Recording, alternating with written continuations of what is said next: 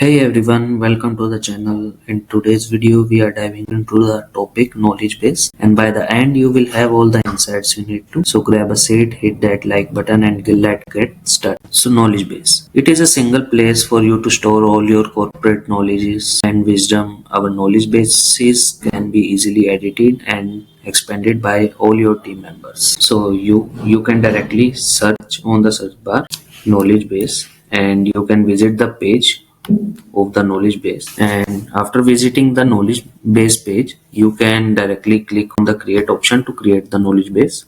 So the knowledge base is an internal software in the Bitrix24. It also supports the videos and images permission. You can give the access permissions. You can easily create, edit and share the knowledge base.